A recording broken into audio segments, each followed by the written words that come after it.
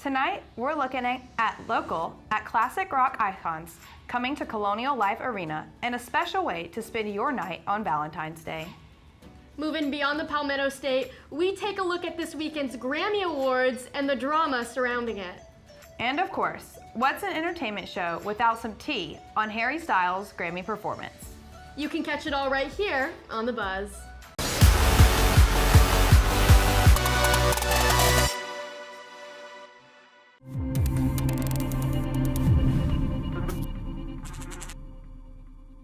Hello and welcome to The Buzz. I'm Emma Connelly. And I'm Chloe Castain. Let's get into it. Looking locally. The capital city is known for having lots of very interesting events. Many famous artists come to perform at the Colonial Life Arena. This Friday, the classic rock band Journey will be rocking out. Journey is on a tour for the first time in years. The band formed in 1973 in San Francisco. They are made up of former band members of Santana, the Steve Miller Band, and Frumious Bandersnatch. The show starts at 7:30 p.m., but doors open earlier that afternoon. Journey isn't the only headliner on Friday night. There will be a special guest, Toto. You can go from singing Don't Stop Believing to Blessing the Rains Down in Africa all in one night. There are still lots of tickets left for various seats throughout the arena, so don't worry about the trauma you have from trying to get your Eras Tour tickets. More information regarding tickets and the arena's rules can be found on Ticketmaster.com.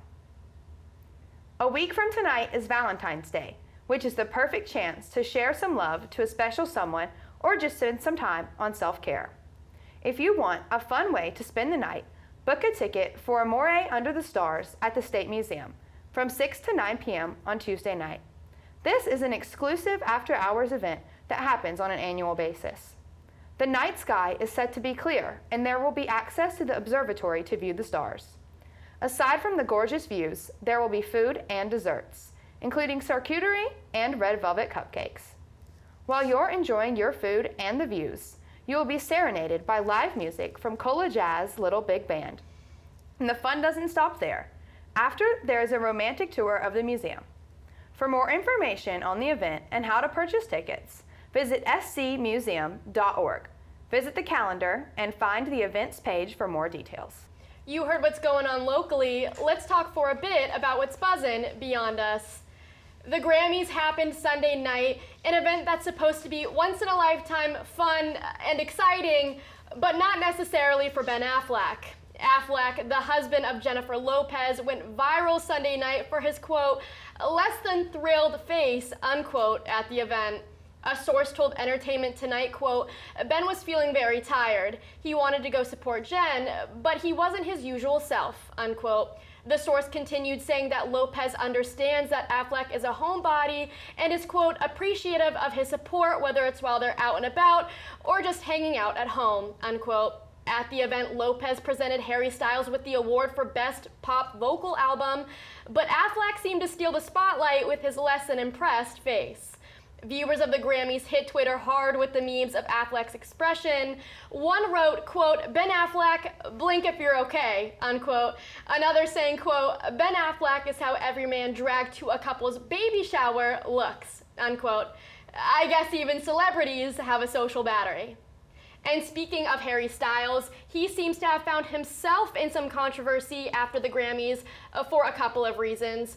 First, Styles won a Grammy for his album Harry's House, a shocking upset to Beyonce, who many thought should have won. In his acceptance speech, Styles said, quote, this is really, really kind. This doesn't happen to people like me very often, unquote. The comment quickly upset Beyonce fans who are very protective of the singer. Though Beyonce has racked up 32 Grammys, the Beehive, Beyonce's fan base, are upset she has yet to win Album of the Year and has continued to lose against white musicians. Chris Richards, Washington pop music critic, wrote the headline, quote, Beyonce just made Grammy history. Why does it feel like she lost, unquote. He continues saying, quote, for the past 20 years and counting, the Record Academy has routinely failed to recognize Black artists at their creative peak, unquote. Beyonce and Harry Styles have yet to comment on the situation. Now, I don't know about you, but what are your thoughts on his comment? How did you perceive that? I'm sure when you win a Grammy, and especially if you're not expecting it, it's really hard to come up with a speech on the spot. And I'm sure that I know, as a Harry Styles fan, that he was talking about how he didn't grow up rich. He didn't grow up in Hollywood around celebrities. So to him, it was a surprise that he won the Grammy. But a lot of people could take that a lot of different ways. I know, a lot of reports actually saw, I wasn't watching the Grammys myself, but a lot of people said that he himself seemed very surprised. So I'm definitely very interested to see how both Beyonce and Harry Styles respond to this situation. Me too, for sure. That's all we have for your entertainment news, but don't go anywhere. After the break, Erin Smith will be sipping and spilling some serious tea. Stay tuned. After his performance at the show and the comment Grammy host Trevor Noah made about him for a segment, Styles and his group of backup dancers executed an impressive performance at the Grammys despite a critical technical malfunction. At the annual Music Awards show, Styles performed his song As It Was with inspiration from the song's music video, which features a spinning platform. Similar to the platform in the music video, Styles and his dancers performed atop a raised rotating platform that mistakenly turned the wrong direction during the live performance. Styles and his dancers adjusted their choreography on the spot to accommodate the change in platform. In addition, Styles was the center of some other drama at the Grammys as the show's host Trevor Noah called him, quote, a sex symbol, unquote. Fans have expressed their frustration with the sexualization of the singer. One Twitter user wrote, quote, just because he wears glittery clothes and performs does not give you the permission to call him a sex symbol, unquote. Styles appears to be uncomfortable as the comment was made, and Lizzo's shocked reaction has spread across the internet. That's all I have for tonight, but stick around because you do not want to miss this week's edition of Bingeworthy, where Emma and Chloe tell you what you should watch after this episode of The Buzz.